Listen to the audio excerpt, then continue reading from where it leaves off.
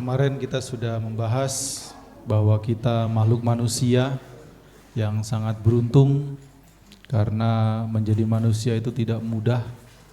Kalau kita kurang kebajikan, kita sulit terlahir sebagai manusia. Sehingga kehidupan ini harus kita jalani, kita gunakan dengan sebaik-baiknya. Ya.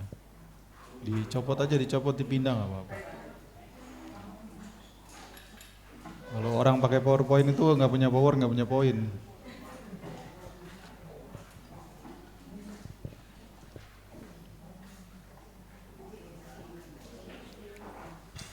Ya, para ibu, bapak hadirin sekalian,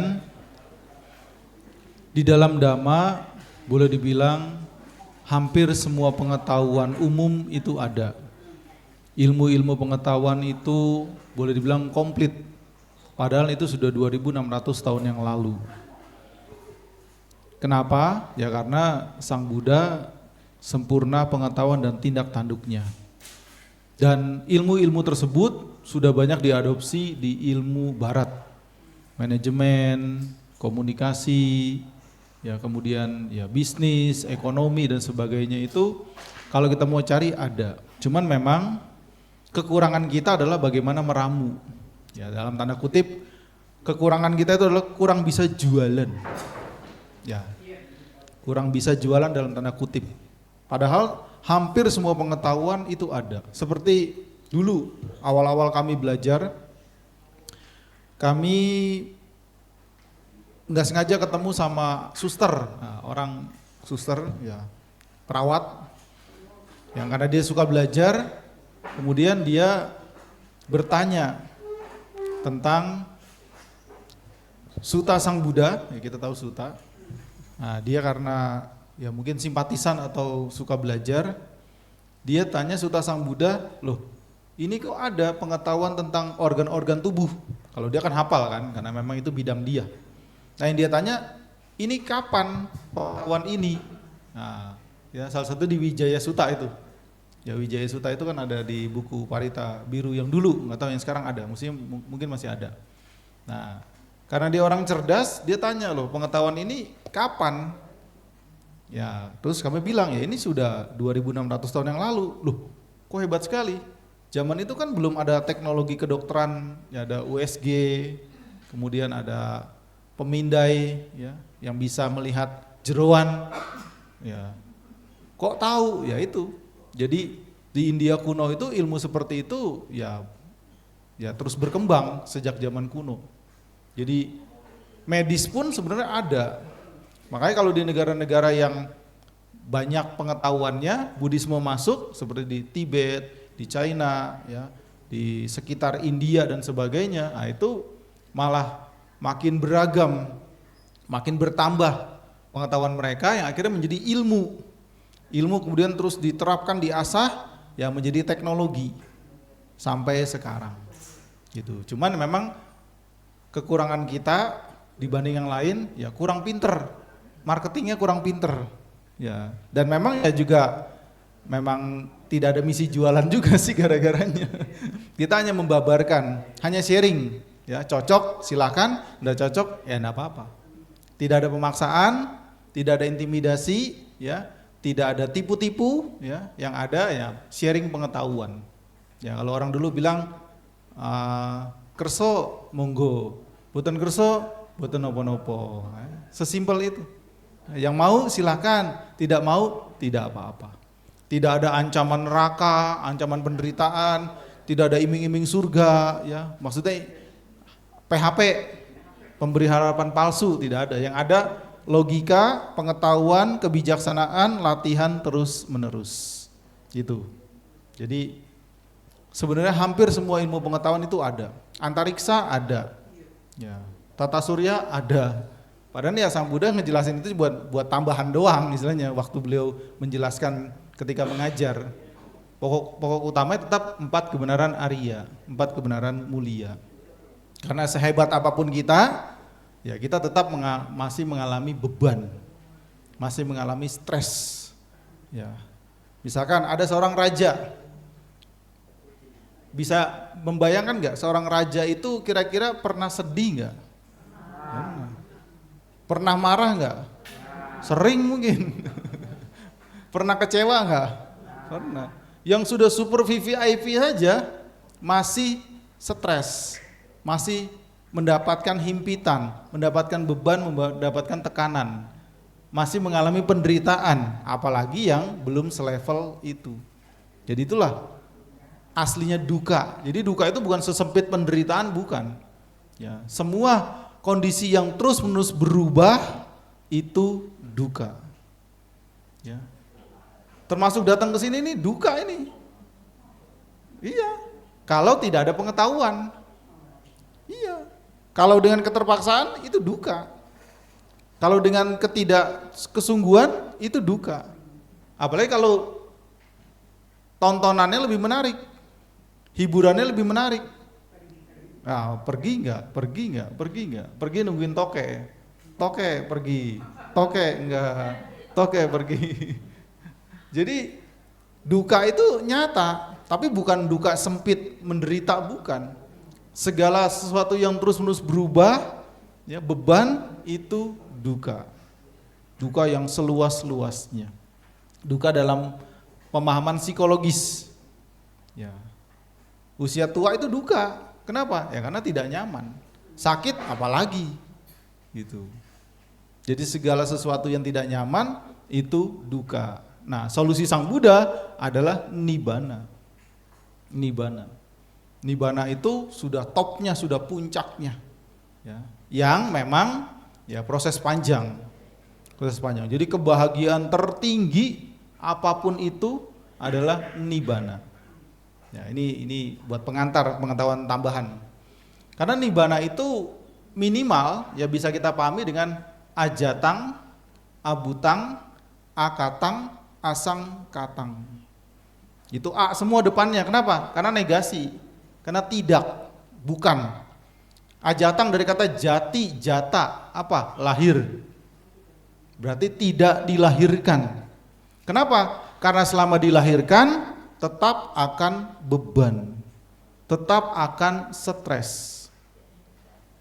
Raja saja yang super duper VVIP masih duka. Kenapa? Karena dia lahir. Minimal kalau lahir itu sakit, tua, mati. Itu minimal.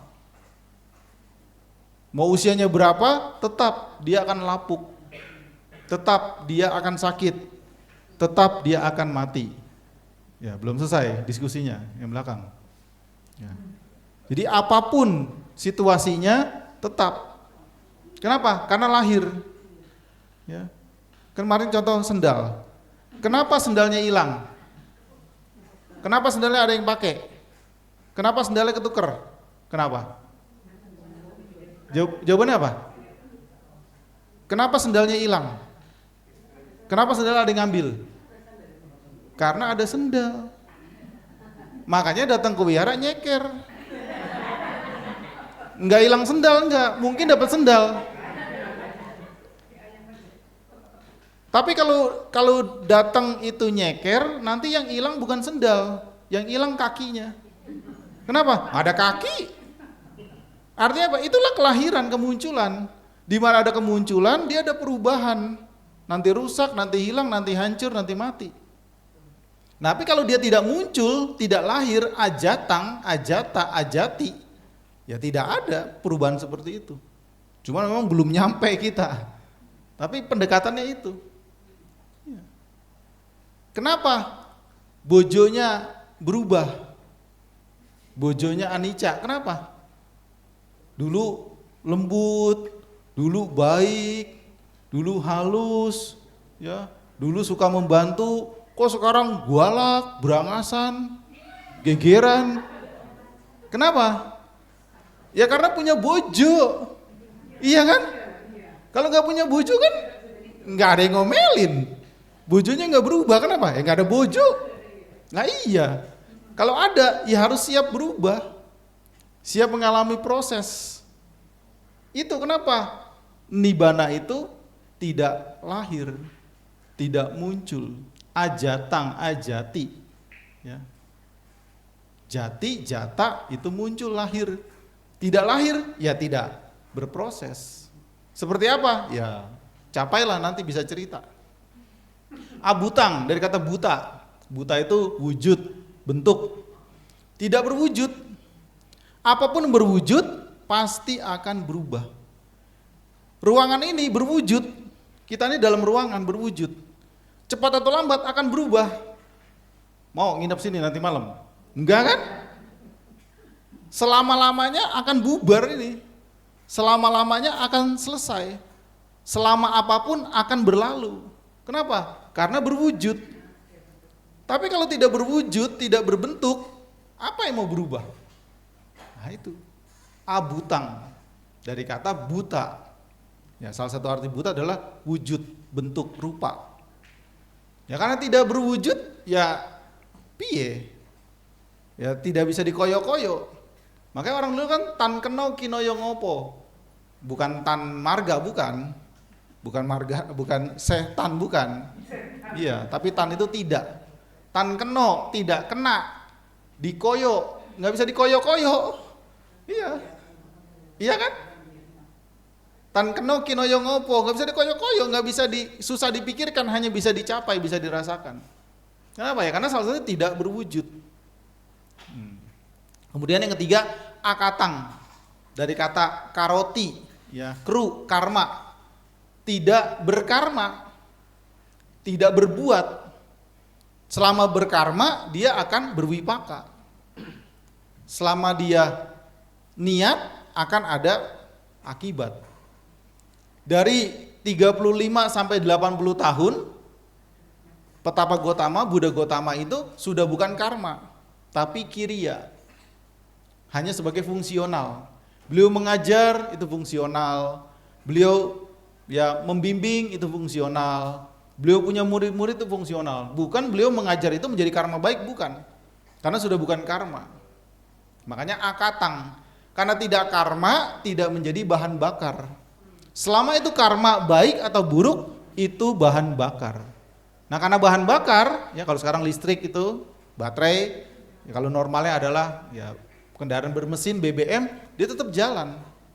Nah karena itu sudah tidak ada bahan bakar, ya tidak bisa lahir kembali, tidak bisa jalan lagi. Karena sudah bukan karma, makanya akatang. Ya. Kalau kita masih, bahkan ada satu fakta yang harus kita pahami, ya, supaya jangan keliru. Selama kita karma belum kiriya, meskipun itu karma baik, tetap ada keburukannya. Dan itu lumrah. Kenapa? Karena kita belum kiriya. Contohnya apa? Saya baik, saya rajin, saya menjaga kata-kata, saya menjaga perilaku, saya sopan, saya menghormati, dan bla bla bla bla bla bla. Kan ada harapan kan? Wajar, lumrah. Ada keinginan, ada pamrih supaya orang baik kepada saya, supaya orang tua saya senang. Apakah itu baik atau buruk? Baik, baik. Pamrih itu baik. Kenapa? Karena kita sudah beraction yang baik. Tapi kan itu ada lobanya, ya, ada keinginannya, ada pamrihnya, Tapi masih lebih baik daripada kita melakukan keburukan. Paham maksudnya? Di dalam karma baik pun ada loba dosa mohanya, tapi dikit. Kenapa? Karena kita masih karma. Tapi kalau karma buruk, umumnya dominan ya buruk. Kalau karma buruk, karma baiknya itu kalaupun ada dikit banget atau hampir nggak ada. Misalkan kita marah-marah nih, karma buruk kan? Ya dampak positifnya mungkin kecil sekali. Ya, dampak positifnya kecil sekali. Lebih kecil kalau kita bikin karma baik, di dalamnya ada keburukannya. Pamrih, harapan, keinginan itu loba. Tapi loba yang lumrah. Kenapa? Karena masih karma. Contoh lain lagi, flu, batuk, sakit ringan terutama. Minumnya obat. Terserah obat apa yang cocok. Pertanyaan, obat itu apa? Obat itu apa? Obat apa itu? Racun. Racun yang diformulakan, racun yang diukur, ditakar untuk membunuh virus, bakteri, kuman yang menjadi sumber penyakit kita. Kan kita sakit kan minimal 3 ini, ya. Virus, bakteri, kuman. Ya. Minimal 3 ini. Nah, dia ini bisa dilemahkan atau bisa mati, ya, si makhluk asing ini, ya, benda asing, zat asing yang merugikan ini dengan obat. Jadi obat itu racun, tapi racun yang ditakar. Nah, seperti kita berbuat baik itu tetap ada kilesanya, meskipun sedikit. Itu. Dan itu nggak usah diperangi, nggak usah dimusuhi, memang begitu. Ya, kamu gini, saya baik kepada kamu supaya kamu baik kepada saya. Itu jelek apa bagus? Bagus, bagus. Apakah itu tanpa pamrih? Pamrih. Kenapa? Kita masih di level seperti itu. Kenapa? Karena kita belum akatang. Kita masih katang, masih karoti, masih karma. Jadi nggak usah diperangi itu. Kita terus saja latih, asah. Ya, seberapa ikhlas kita, tulus kita, asah. Karena memang levelnya masih seperti itu. Nah, kenapa arahata atau Buddha yang sudah parinibbana itu tidak lahir kembali? Karena sudah nggak bikin karma lagi.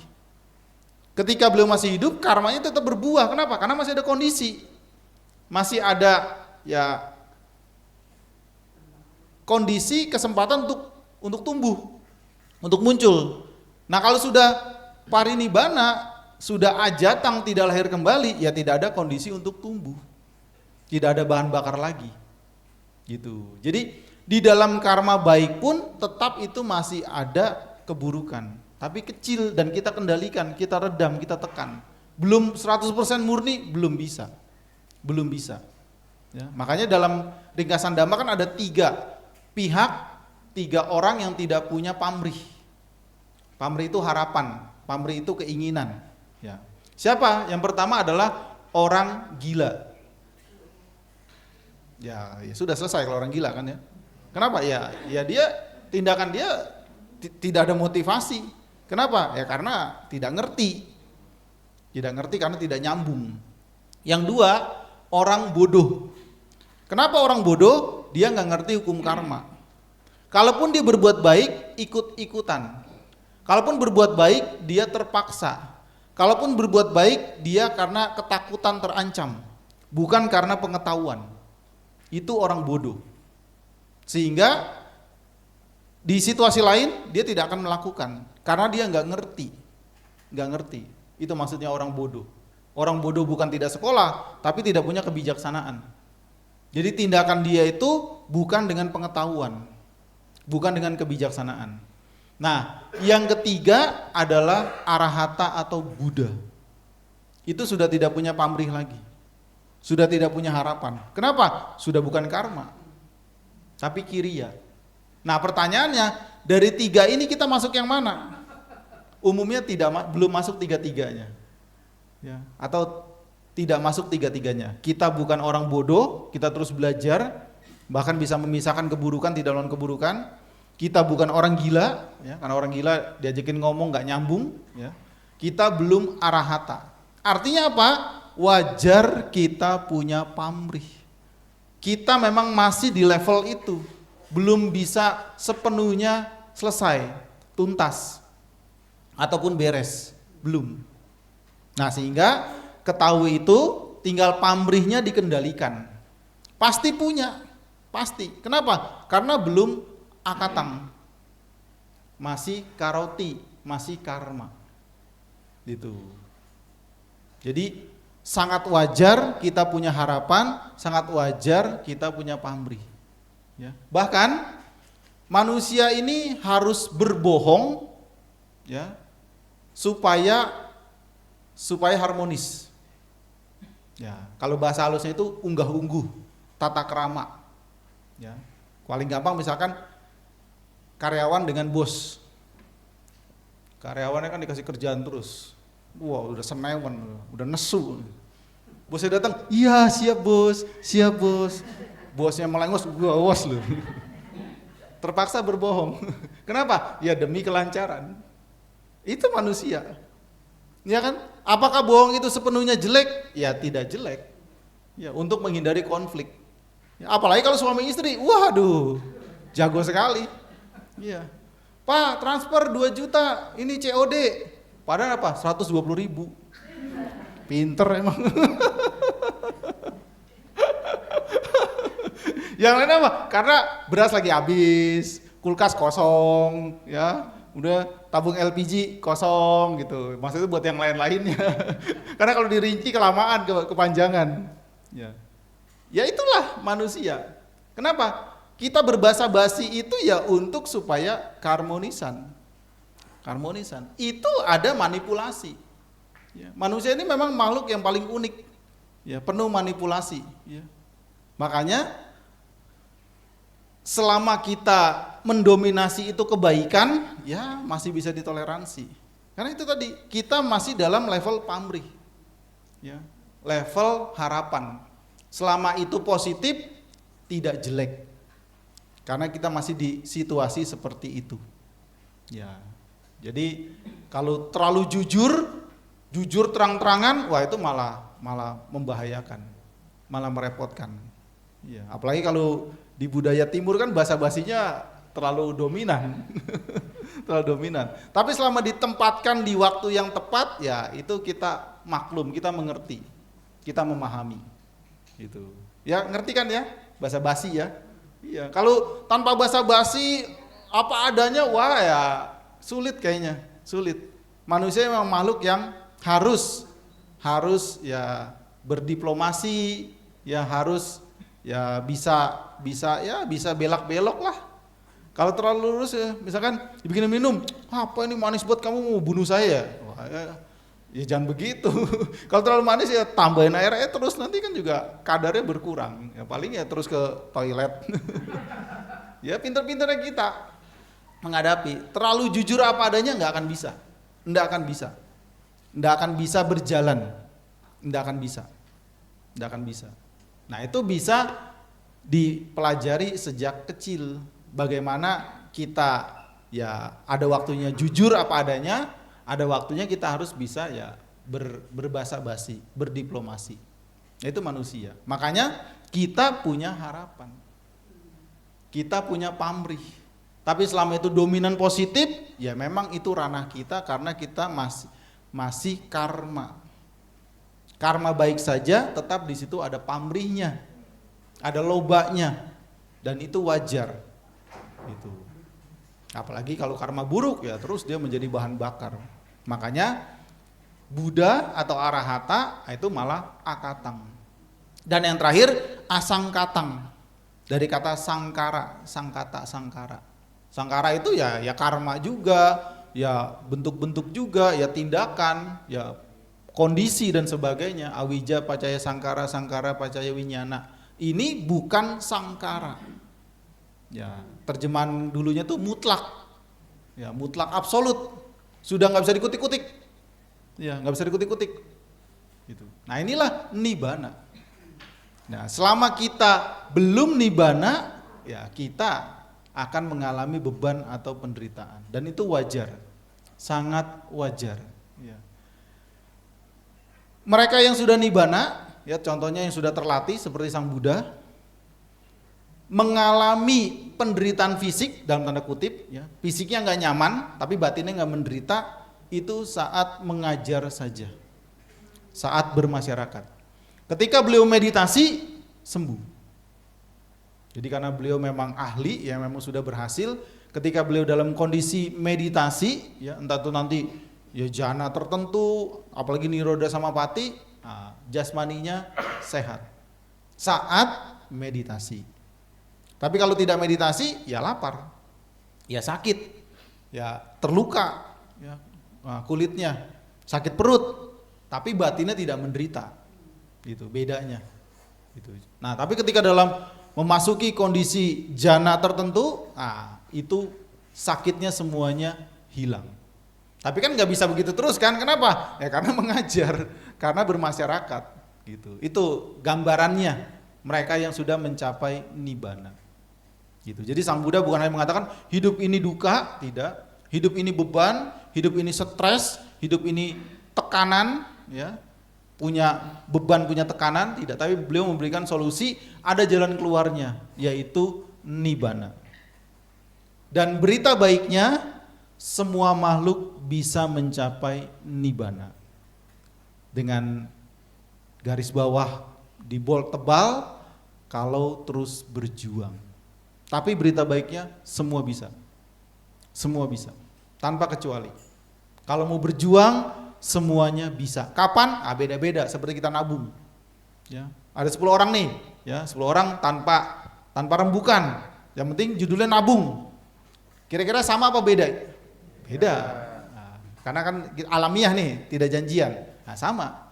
Entah kapan, ya, kalau kita terus berjuang, kita bisa mencapai nibbana. Kita bisa bebas dari duka. Itu jaminan Sang Buddha. Tapi selama menjalankan dhamma yang sudah diteladankan dan sudah dibuktikan oleh siswa-siswi sebelumnya. Nah, solusinya yaitu jalan Arya berunsur 8. Ya, ini jadi saya berubah tema nih, nggak apa-apa lah. Kan nanti ujungnya diskusi. Ya, supaya ada tambahan wawasan. Setiap poin dhamma yang krusial, yang basic, yang fundamental, nomor 1 itu punya andil, punya peranan sangat penting. Nomor 1. Jadi dhamma itu ada yang berurutan, sistematika, ada yang bebas. Ya, istilahnya bisa diacak-acak gitu istilahnya, bisa bebas urutannya. Jadi ada yang bisa bebas urutannya, ada yang harus berurutan. Itu kalau kita nanti mempelajari, nanti kita bisa memisahkan. Oh, seperti kemarin kan, itu bisa kita pisah-pisah. Ya, karena tidak harus berurutan itu. Tapi ada yang sangat penting, harus berurutan supaya yang lainnya bisa jalan. Nah, contoh yang terkenal, Brahma Wihara. Ya, pernah dengar? Metta, Karuna, Mudita, UPK. Itu harus berurutan. Kalau sistematika berurutan. Kenapa? Karena metta itu ide abstrak, niat baik, ya. Ingin bantu orang sakit, ingin bantu orang tua yang sedang ya capek atau apa, ya, ingin kasih obat, ya, ingin bikinin sup, ya, orang tua yang sedang masuk angin atau apa, ya, ingin nolong, ingin bantu, itu metta, ide, niat baik, tapi dia abstrak, belum terwujud. Nah, ketika diwujudkan, tadi bikin sup, bikin kaldu, ya, cari obat, ya, kemudian bantu tertentu dan sebagainya, dipraktekan, itulah karuna. Tapi karuna nggak bisa muncul kalau idenya belum ada. Nah, ide itu, niat baik itu metta. Nah, mettanya dipraktekan, mettanya diwujudkan, diimplementasikan, itu karuna. Nah, ketika connect, ya, ini alamiah connect, ya, diterima, ya, seneng, ya, seneng, muncul apa? Bahagia, mudita. Nah, yang paling susah memang UPK. Itu, makanya terakhir, UPK kan terjemahan umumnya batin yang seimbang. Ya, anak muda bilang, dipuji tidak terbang, dicela tidak tumbang. Nah, itu yang paling susah memang. UPK itu yang paling susah. Kenapa? Ketika kita dipuji, GR, gede rumongso. Wah. Ketika dikritik, dicela, langsung ngamuk. Itu karena memang paling susah UPK itu. Tapi metta, karuna, mudita itu mudah sekali kalau kita latih. Itu mudah sekali. Real. Ya, kita punya ide baik, niat baik. Kita praktekkan. Oh, mau bikin minum nih kepada siapa dan sebagainya. Oh, minum apa dan sebagainya. Udah justru cepat sekali kan? Nah, terus diproses, diwujudkan, diberikan. Nah, ini mudita. Kemudian diterima, ya, yang menerima senang, yang melakukan apalagi lebih senang, mudita. Nah, UPK-nya udah capek-capek bikin, gak diminum, wah besok minum, UPK-nya gak nyampe. Paham ya? Capek-capek dibikinin, capek-capek dimasakin, jangankan dimakan, dicolek aja enggak. Nah, UPK-nya mandek. Makanya UPK terakhir, gitu. Tapi metta, karuna, mudita itu berurutan mudah, real. Tapi harus melalui metta. Itu contoh. Jadi tidak bisa dibalik, nggak bisa. Nah, kemudian contoh lain, Pancasila Buddhis. 5-5-nya penting, ya, 5-5-nya penting, semuanya penting. Bahkan kalau nomor 5 ini dilanggar, ya, menjadi kebiasaan, dia bisa membunuh, dia bisa mencuri, dia bisa asusila. Orang mabuk pinter kali bohong. Ah iya, cuman lidah tak bertulang kok. Tapi kenapa yang nomor 1 itu melatih diri menghindari pembunuhan? Bukan nomor 5 jadi nomor 1. Padahal nomor 5 dilanggar itu menjadi kebiasaan, menjadi habit yang buruk, itu bisa membunuh, bisa mencuri, bisa asusila, bisa berbohong. Bahkan kalau yang kecil-kecil itu ya bisa dilakukan, membunuh binatang, mencuri kecil-kecil dan sebagainya. Tapi kenapa yang nomor 1 itu latihan tidak membunuh? Nah, karena ada tujuannya. Tujuannya apa? Kalau makhluk itu sudah terbunuh, siapapun dia, selesai dia. Selesai. Si makhluk itu selesai. Lahir kembali cerita lain. Tapi dalam kehidupan ini, ya, yang kayak kita gini, dia mati, selesai. Sudah tidak punya kesempatan. Kalau barang dia dicuri, mungkin dia stres, mungkin dia jatuh, ya dia punya punya perusahaan atau apa dikorupsi, mungkin dia jatuh, tapi dia bisa move on, dia bisa bangkit, ya dia bisa lebih baik lagi. Siapa di sini yang belum pernah ditipu? Saya sering ditipu, ya. Saya udah kasih tahu, jangan beli online. Tapi mau coba beli alpukat online. Gede, datanya masih gini. Udah saya tahu, nanti aja kalau lewat, kalau kepingin datang, ya lihat, ya tawar nego, kan kelihatan real. Tetap ngotot beli alpukat online, ya datanya segini-segini, yang nggak bisa dimakan. Ketipu. Orang ditipu, orang dicuri, barangnya belum mati, belum. Kalau dia bunuh diri, ya itu bodohnya dia. Belum mati kan, rugi iya. Ya, stres iya, tapi dia bisa move on, dia bisa bangkit. Bahkan dia bisa lebih maju lagi karena dapat pengalaman yang baik. Orang diselingkuhi tidak harus mati dan jangan mati. Move on, bangkit, buktikan saya nggak jelek-jelek amat gitu misalkan. Di makeover, di bengkeli, didandani. Belum mati belum. Orang difitnah, dihina, dibully, belum mati. Dia bisa bangkit, dia bisa berjuang, dia bisa belajar lebih baik lagi untuk membuktikan bahwa saya tidak seperti yang kamu fitnah atau kamu hina. Orang narkoba bisa sembuh kalau dia mau berjuang. Kalau dia belum overdosis, ya dia belum celaka, dia belum mati. Artinya apa? 2, 3, 4, 5 ini belum selesai, belum habis, belum tamat. Tapi kalau nomor 1, orang ini dibunuh, makhluk ini dibunuh, selesai. Itu kenapa Pancasila Buddhis yang pertama adalah latihan tidak membunuh. Karena kalau makhluk itu mati terbunuh, dia selesai. Sudah tidak punya kesempatan lagi. Paham maksudnya? Ya. Makanya move on lah. Ada apapun move on. Ya, terutama yang kurang mengenakan menjadikan pengalaman. Kenapa? Ya karena ya duka. Lagi-lagi sumbernya bahwa hidup ini terus-menerus berubah, tidak bisa dipertahankan sepenuhnya. Kita hanya bisa merawat, menjaga. Nah, termasuk jalan Arya berunsur 8. Yang pertama adalah samaditi, pandangan benar, mentalitas benar, mindset yang benar. Kalau pandangannya sudah benar, dilatih benar, diasah benar dengan terus belajar, salah satunya hukum karma, ya, hukum sebab akibat dan seterusnya, nanti mengondisikan pikirannya benar. Kalau pandangannya benar, mengondisikan ucapannya benar. Ya, misalkan dia belajar terus belajar pandangan benar, belajar hukum karma dan sebagainya. Biasanya kata-katanya menyakitkan, kata-katanya ngebully, kata-katanya menghina. Terus oh iya, kan dibully nggak enak, dihina kan nggak enak. Kasihan perasaan yang dihina itu, ya. Kemudian difitnah dan sebagainya. Oh itu nggak baik, itu nggak benar. Dia berubah karena dia punya pandangan benar. Dengan pandangan benar, perbuatan jasmaninya benar. Kalau pandangannya benar, nyambut gawenya, pekerjaannya, mata pencariannya benar. Benar. Kenapa? Karena banyak sekali mata pencarian yang tidak terlibat 5 pencarian yang merugikan. Yaitu berjualan makhluk hidup, apalagi manusia, trafficking, perbudakan, berjualan daging, ya, partai besar terutama, karena ini order pasti kan, gimana pun order. Kalau order ya menyuruh membunuh, berandil, ya. Berjualan senjata, senjata bisa membunuh. Berjualan racun, racun bisa membunuh. Dan berjualan narkoba, narkoba bisa merusak kehidupan orang lain, bisa berdampak yang sangat merugikan. Nah, di luar 5 ini banyak sekali pekerjaan. Apalagi zaman sekarang semua bisa jadi pekerjaan. Yang penting kreatif, yang penting tekun, yang penting telaten. Ya. Dan Indonesia yang membuktikan, Indonesia sangat telaten. Ya. Parkir itu nggak ada itu, tukang parkir itu nggak ada.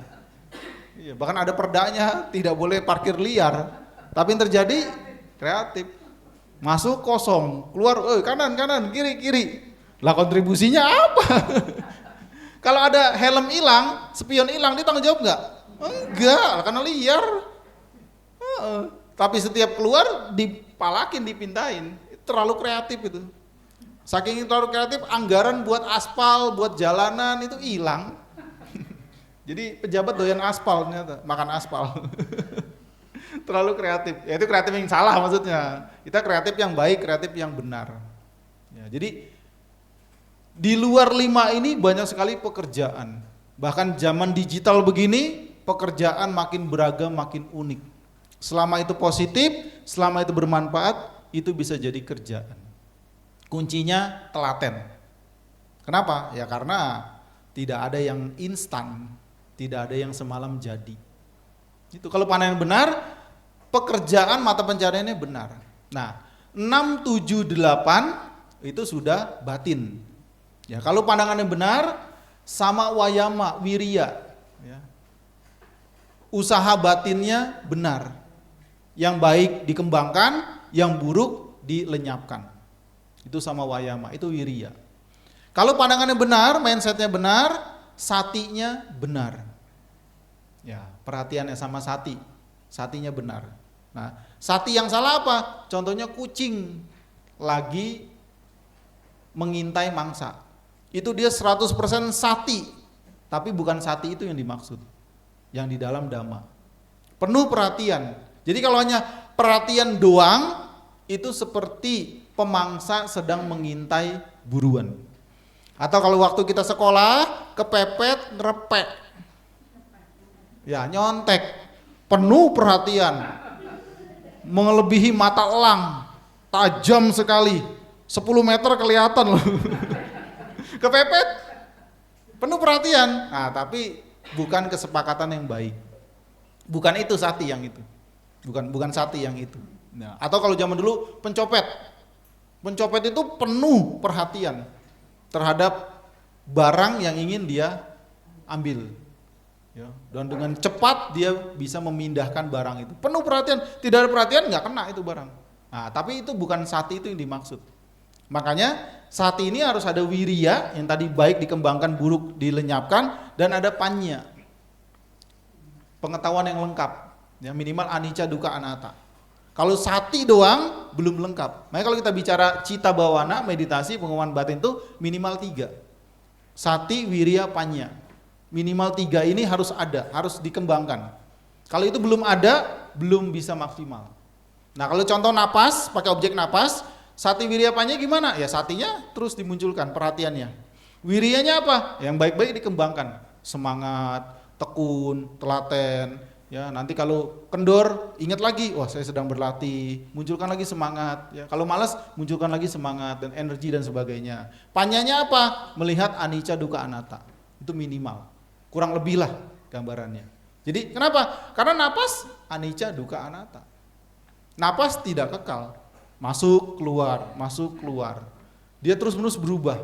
Kita melekati napas itu, ambekan kita nggak enak. Kenapa? Karena anatta. Tidak bisa kita atur, alamiah saja. Napas alamiah. Nah itu contoh kalau kita kaitkan dengan meditasi. Nah kalau pandangannya benar, samadinya benar. Ya, konsentrasinya orang bilang fokusnya benar. Nah, jadi basicnya pandangan benar. Harus nomor 1 ini tidak boleh dilompati. Harus nomor 1 ini diketahui, samadhi ini harus diketahui, pandangan benar harus diketahui karena dia menjadi induk, menjadi dasar untuk yang lain-lainnya. Nah, sebagai penutup saya kasih contoh. Pernah dengar desa pengemis, kampung pengemis?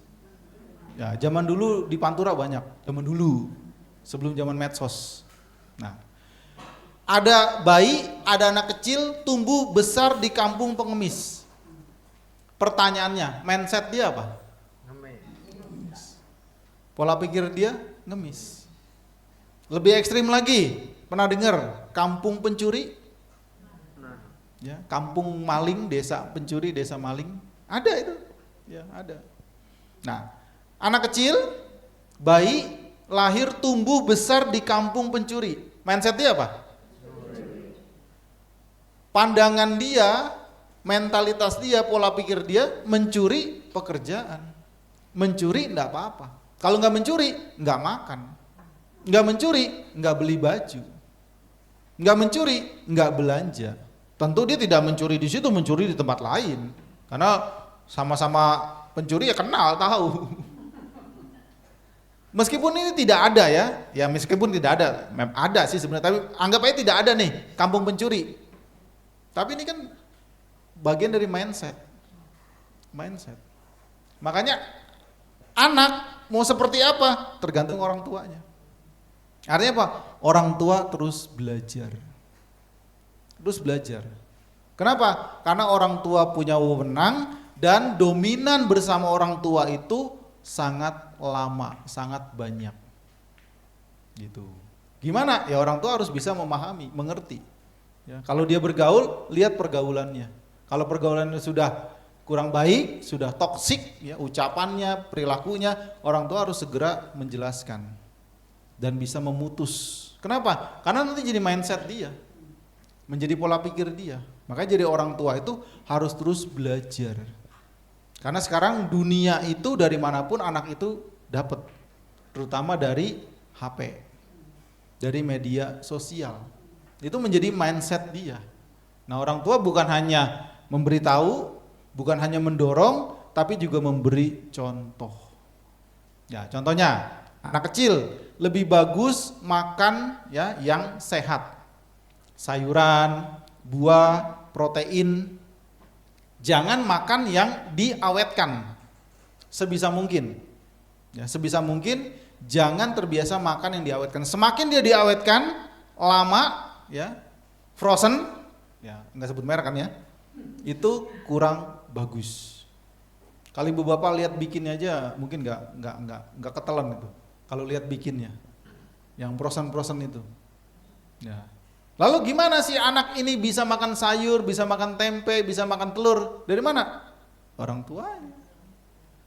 Lah orang tuanya nyuruh, nak makan buah, makan sayur. Orang tuanya frozen food. Ya nggak nyambung.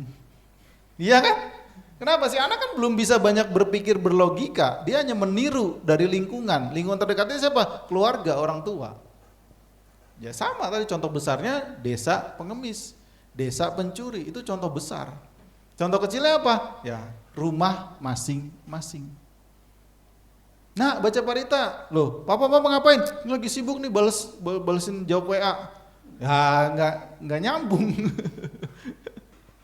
Nah, harus memberi contoh, memberi teladan. Nah, beruntung kita punya guru yang sangat lengkap. Sang Buddha punya banyak julukan dari masyarakat. Salah satunya Yatawadi Tatakari, Yatakari Tatawadi. Dari kata wadi, wada, dan kari, dan karoti, sama, karma. Tindakan. Apa yang beliau wadi, nasihatkan, beliau ujarkan, beliau sampaikan, beliau karoti, beliau lakukan, beliau jalankan.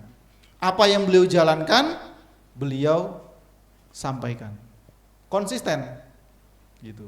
Jadi Yatawadi Tatakari, Yatakari Tatawadi, apa yang beliau ajarkan, beliau lakukan sendiri. Apa yang beliau lakukan, itu yang beliau sharing. Adil sekali. Jarang ada guru yang begitu. Jarang sekali. Dan apa yang beliau capai, muridnya sama. Bukan di sisinya, bukan di depan, bukan di belakang, ya, bukan di samping, bukan di luar yang jauh, tidak. Nibbana yang Sang Buddha capai juga sama nibbana dengan siapapun yang capai yang berjuang. Adil sekali. Nah itu. Nah jadi Sang Buddha bukan hanya mengatakan hidup ini adalah duka, tapi beliau memberikan jalan keluarnya. Jalan mulia berunsur 8. Nah, puncaknya sama, nibbana. Nah nibbananya dimomong sebagai samudra, segoro, lautan. Samudra bisa penuh, bisa bahkan ya 3/4 lah kulit bumi ini berisi air lautan, nyambung. Makanya kalau mau ngelarung, ya sini sih gampang ya, deket pantai, deket laut ya. Kalau di gunung mau ngelarung sungai besar aja, ujung-ujungnya sama ke laut. Ketika masih di sungai beda-beda, namanya beda, asalnya beda, airnya beda, lumpurnya beda, isi flora fauna di sungai-sungai itu beda-beda. Tapi ketika masuk ke lautan semuanya sama. Satu rasa. Rasanya apa? Asin. Alamiah. Nah, rasa dhamma adalah rasa pembebasan. Sama. Nah, itu. Jadi benar-benar adil. Jadi nggak ada yang kalau ketika mencapai nibbana, Sang Buddha paling keren. Enggak, sama. Mau dia orang biasa mencapai nibbana, sama bahagianya, sama rasanya dengan Sang Buddha yang sangat lengkap, sangat sempurna perjuangannya. Adil sekali. Ya, bukannya di sisinya, di samping, di belakang, paling pojok sono ngisor dewe, enggak. Sama, karena seperti samudra, penuh karena jutaan sungai di bumi ini, ya, asalnya dari atas ya, utamanya karena air kan alamiah gravitasi. Tapi ketika sampai di laut tidak berbeda satu sama lain dan tidak bisa dipisahkan. Ini dari sungai A sungai B nggak bisa. Ketika sampai di laut semua sama dan satu rasa, rasa pembebasan, rasa nibbana. Nah, apa poinnya yang ingin kita tekankan pada kesempatan ini? Ya, mindset. Terus asah, pandangan benarnya, samaditinya, mindsetnya, mentalitasnya. Kalau itu sudah bagus, sudah kuat, kita mau ngapain pun bisa jalan. Bisa jalan. Ya. Nanti sukses itu proses tentu. Ya. Tapi paling tidak kita bisa bertahan. Bisa bertahan, bisa jalan, dan ada pengalaman. Nah pengalaman itu membuat kemajuan. Ya, tidak ada yang instan di dunia ini. Tapi paling tidak kita bisa berjalan. Makanya kan ada anak-anak muda ada statement begini. Lebih baik capek bekerja daripada bikin capek orang. Capek hati maksudnya. Iya kan? Kenapa? Secapek-capeknya kerja ada hasil. Tapi kalau nganggur, ya bikin capek hati orang tua, bikin capek hati orang, ya, bikin capek hati keluarga. Nah, kasihan. Karena apa? Karena kita masih produktif. Lebih baik kita punya tindakan, punya pekerjaan, punya kegiatan yang positif daripada tidak berjuang sama sekali. Itu mindset. Dan sekali lagi, zaman sekarang semua jadi kerjaan. Paling tidak rajin. Ya, ini tips terakhir, rajin. Kenapa? Rajin ini udah jadi pembeda. Sudah fenomenal nih, padahal udah sejak lama. Belakang fenomenal karena media sosial. Karena memang sangat berbeda. Pernah dengar warung Madura? Ya, tutupnya kalau kiamat doang mungkin. 24 jam. Rajin itu. Rajin. Kalau sudah kenal bisa ngutang. Indomaret nggak bisa ngutang. Nggak bisa. Nggak bisa. Kenapa? Karena dia rajin. Dia punya mindset, kalau bisa buka ngapain tutup. Nah itu. Ya tentu warungnya di rumahnya dia. Tapi dia menguasai semua rak-raknya, semua item barangnya dia menguasai. Sehingga orang cari apa, dengan cepat langsung dia bisa tahu. Bahkan dia bisa ngasih tahu yang lain-lainnya. Rajin. Kemudian punya skill, keterampilan. Satu saja itu sudah bagus. Satu saja, apalagi beberapa. Bikin kue yang terbaik. Banyak orang sukses dari jualan kue. Ya. Bikin makanan yang terbaik sampai expert, pasti jalan. Kenapa? Ya sekarang sudah saing-saingan kan, tapi kan saing-saingan tetap ada kualitas. Ada kualitas. Apalagi kalau bisa Indonesia banget ya, enak, banyak, murah. Sudah itu. Sudah dicari itu, nggak usah iklan. Iklan mahal. Ya. Kalau pakai gaya Indonesia, enak, banyak, murah. Langka ini, tapi masih ada. Langka. Ya. Salah satunya aja jalan, 2 jalan, 3 sangat jalan. Sangat jalan. Indonesia banget itu.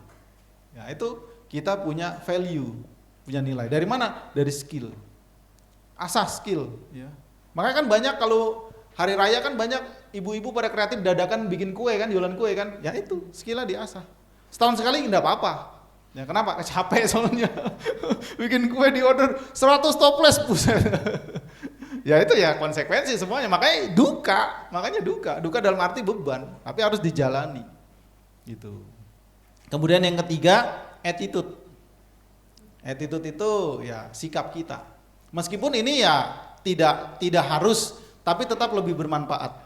Cuma gini, kalau attitude kita baik, ada 10 pelanggan, 10 pelanggannya akan menunggu, akan jadi. Tapi kalau kita galak ya, kita pinter nih, tapi kita galak, ya paling 5 yang tahan, yang nunggu, yang 5 cari yang lain. Apalagi Gen Z sekarang, dibentaknya langsung, wah mental health, kena mental. Jadi attitude ini di satu sisi sangat penting, di sisi lain nggak terlalu penting. Kalau kita punya skill, kalau skill kita hebat, attitude-nya biasa saja atau attitude-nya jelek tetap bisa jalan. Cuman berkurang saja, berkurang. Tapi skill-nya bagus, attitude bagus, wah itu sudah awet itu, awet. Tapi ya semua ada konsekuensinya, harus bisa manage waktu, manage karyawan dan sebagainya. Gitu. Dan yang terakhir manajemen, pengaturan, mengelola. Kenapa? Karena musuh bersama kita di dunia ini bersama-sama tanpa kecuali adalah waktu. Artinya apa? Waktu tidak bisa kembali. Nggak bisa kembali. Makanya orang dulu tuh hebat punya filosofi betara kala, betara kala, ya kalau orang Bali bilang, ya betara kala, ya dewa waktu. Ya kita masuk ke candi, masuk ke gapura itu dimakan waktu, simbolik. Apa? Waktu terus jalan, nggak bisa balik. Nah musuh bersama kita tanda kutip adalah waktu. Paling gampang, paling mudah dipahami kalau jalan-jalan. Waktunya makan ini. Waktunya ini udah tepat pertama. Waktu bisnya udah mau jalan. Iya kan? Kenapa? Nggak bisa balik. Musuh bersama kita adalah waktu. Nah siapa yang bisa memanage waktu? Nah, dia akan punya lebih. Gitu. Ini nggak ada urusan dengan bangun pagi sebenarnya. Bangun pagi buat disiplin. Tapi bangun pagi memang lebih longgar daripada bangun siang. Tapi tidak ada urusan orang bangun siang itu tidak sukses, tidak. Selama dia bisa manage waktu, dia boleh bangun siang. Yo. Jangan bangun siang, nanti rezeki keburu dipatok ayam. Ayam tetap digoreng. Itu buat disiplin dan buat longgar waktu. Karena kalau bangun pagi waktu lebih panjang kan, tapi nggak ada urusan dengan orang kaya, nggak ada. Nggak ada urusan dengan kesuksesan, nggak ada. Suksesnya adalah bisa memanage waktu, bisa mengelola. Ya. Kalau udah sukses, ya sudah, waktu itu dikelola. Dan ini, kok jadi nambah terus ya? Nggak apa-apa. Ini saya kasih pertanyaan, tapi saya nggak bawa hadiah. Pertanyaannya unik. Apa bedanya orang kaya sama orang belum kaya? Bedanya banyak, tapi saya mau satu pertanyaan ini, satu jawaban ini. Bedanya banyak, tapi ada satu jawaban yang sangat unik. Apa bedanya orang sukses sama orang yang belum sukses? Ada yang khas sekali bedanya. Ya, mindset tentu, betul. Tapi ada satu jawaban yang unik, yang kalau saya sebut, ibu bapak pasti kaget. Ayo anak muda, pernah dengar? Apa bedanya orang kaya, orang sukses sama orang yang belum kaya, belum sukses? Kalau saya sebut ibu bapak kaget, karena ibu bapak tahu, cuman belum kepikiran. Hokinya gitu. Oh ya tentu, harus punya kebajikan. Gak punya kebajikan memang, dari sekian banyak memang kebajikan. Tapi ada jawaban unik sekali. Jawabannya adalah, orang kaya bisa membeli waktu. Renungkan. Maksudnya apa? Dengan dia kaya, pinter, berpengalaman, punya skill, bisa manajemen, kan dia kan gaji orang, hire orang kan, dia hire orang buat kerja buat dia, iya kan, beli waktu kan, kamu datang jam 7, pulang jam 5, atau 9 to 5, Datang jam 9, pulang jam 5, terserah itu kesepakatan lu satu hari itu aja. Iya kan? Orang kerja kan waktunya dibeli kan? Kamu kerja ini, di manage dengan baik dan sebagainya, ada manajer dan sebagainya. Lah, terus waktu orang kaya buat apa? Buat kesehatan,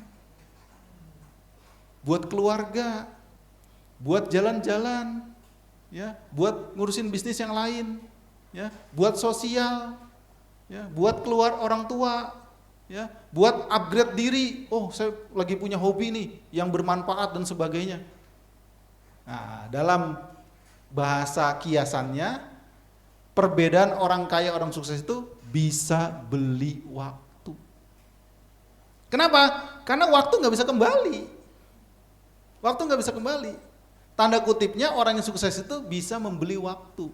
Artinya bisa hire orang, bisa mempekerjakan orang. Itu kan waktu kan?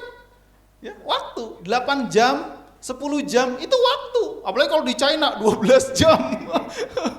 Nggak kaya kebangetan. Iya kan? Kenapa? Waktu nggak bisa kembali.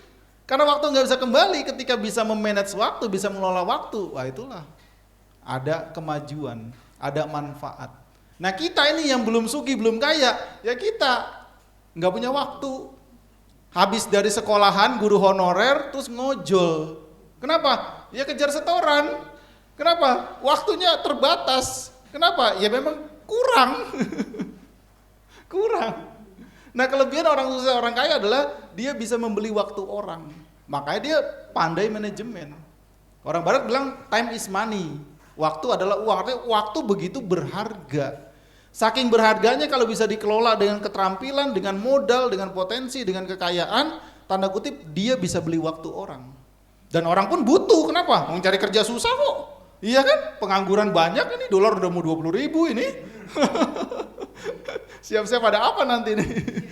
Belajar nandur dah di rumah, pakai galon. Iya. Nah itu kelebihannya orang sukses, orang yang sudah berhasil tuh, dia bisa punya banyak waktu. Dia bisa mengelola waktu. Ya, makanya kan zaman sekarang itu ada jabatan paling top, direktur utama. Nah ini kan termasuk korban-korban CEO kan. CEO itu orang yang paling enggak punya empat-empatnya. Punya empat-empatnya. Dia rajin, dia punya skill, ya, dia punya attitude, dia punya manajemen. Empat ini dimiliki dengan hebat, dia jadi CEO. CEO itu tidak harus pemilik, tidak harus owner, tidak harus. Dia orang yang bisa di-hire, orang digaji. Jadi direktur utama. Kenapa? Karena kepandaian dia tahu pasar ini seperti apa. Dia tahu peluang ini apa. Dia tahu kapan harga dinaikin, dia tahu kapan harga diturunin. Dia tahu harus promo apa. Dia tahu harus strategi apa. Kenapa? Karena persaingan begitu ketat. Persaingan begitu hebat. Nah, itu CEO. Makanya di direktur utama, makanya gajinya paling tinggi. Kenapa? Dia orang yang sangat mumpuni, sangat pintar dalam usaha tersebut. Tidak harus pemilik, tidak harus owner, ya. Dia bisa, si owner ini kalau tidak mau jadi CEO, karena itu berat kan, mikir terus kan, dia bisa hire orang, dia bisa gaji orang yang profesional. Kenapa? Ya karena dia bisa manajemen, dia mengerti waktu, dia berpengalaman. Nah itu tadi poinnya. Apa bedanya orang yang belum sukses dengan orang yang sukses? Orang yang sukses bisa membeli waktu. Kenapa? Waktu tidak bisa kembali. Siapa yang bisa mengelola waktu dengan baik, dia punya banyak keuntungan, dia punya banyak kelebihan. Nah ini termasuk kaitannya dengan mindset. Makanya memiliki mindset yang benar, rajin, tekun, semangat, punya skill, bisa mengelola, punya perilaku attitude yang baik. Nah itu dengan terus mengasah itu dalam pekerjaannya, dalam aktivitasnya, dalam perjuangannya, dalam tanggung jawabnya, pasti akan ada manfaat. Ibu rumah tangga mengelola 4 ini, wah sudah sangat bermanfaat. Ya, kalau ibu rumah tangga bisa membuat rumahnya nyaman, rumahnya bersih, rumahnya rapi, bahkan rumahnya wangi. Suami yang pulang kerja, pulang usaha, capek-capek lepek, pasti seneng. Capeknya di toko, capeknya di kerjaan hilang. Kenapa? Karena istri bisa memanage dengan baik. Capeknya hilang, wah saya pulang ke rumah sudah rapi, bersih semuanya oke, makanan sudah siap dan sebagainya. Tapi kalau di rumah berantakan, suami pulang dengan beban berat, pulang ke tetangga. Jangan salahkan, sebab akibat. Nah itu dia. Jadi bisa diterapkan dimanapun oleh siapapun. Kenapa? Karena universal. Karena pengetahuan didasari dengan mindset yang benar, mindset yang bermanfaat. Ya ini kurang lebih apa yang bisa kita bahas di luar dari niat saya, tapi nggak apa-apa karena juga ada kebaikan-kebaikannya. Terima kasih.